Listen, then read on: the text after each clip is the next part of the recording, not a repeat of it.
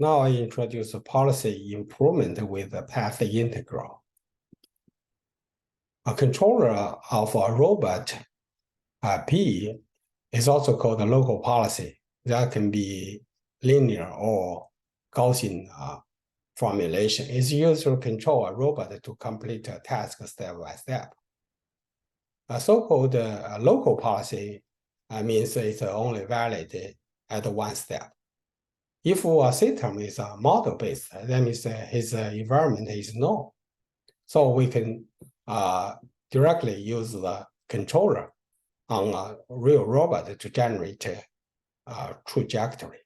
Otherwise, if a system is model-free or his environment is unknown, we have to train the controller or improve the controller to make sure it can generate the trajectory close to the trajectory. After we improve the controller, then this controller can be used as a target policy to train the global policy pi on the trajectory. But we don't use the policy loss as to train the policy network. Instead, we still use the trajectory-centric method, learn the policy from a trajectory loss. However, if we use the trajectory as a loss function, we cannot make sure the global policy is the same as the controller after we complete the policy training. So we need to add a constraint to the minimum problem. So to use the policy grading method, we need to define objective function. Objective function, is we need to define loss along the trajectory. Here is the probability distribution according to the Markov decision process. It can be expressed in this formulation. For example, here we have start from a state x at a time t, and under this policy we select action. Action u, and then use this state transition probability. We got this reward and reach to the next state x prime.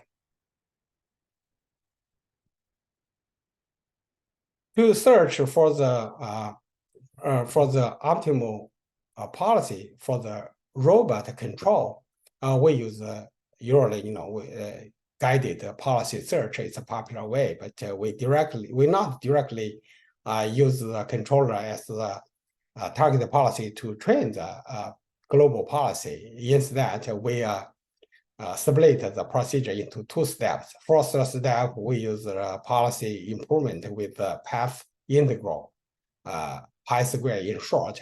You use it to learn a controller. The learn controller means to improve the controller by using the trajectory-centric method. And then after we got the improved controller, then this controller can be used as a target policy to train our global policy pi in the supervised learning manner. Right now, the big challenge is how can we improve the controller for the model-free system. Here we introduce a policy improvement with a path integral to improve the controller in the following way. First, for example, we suppose the controller is a linear Gaussian controller. So the controller can be expressed in the Gaussian distribution. Here is this is the forward control vector. Here is covariance. We use the pi square to improve these two parameters, and then in turn to improve the controller and make sure the controller can generate a trajectory that is close to the trajectory. To do so, we run the current local policy. We run the current controller on the real robot system. And then we get examples. Each time step we calculate the so-called cost to go loss S. We got the go loss like S, and then on the along the trajectory. From this loss, we calculate the probability distribution. And from this formulation, we can see if the loss is small, then this probability is big. That means the trajectory or sample with less loss have a higher probability to be the true position. After we get the new probability distribution, pi, then we can use the maximum likelihood estimate to update the forward control vector k. Once we get the k, we use this k and p probability distribution. We can update this covariance.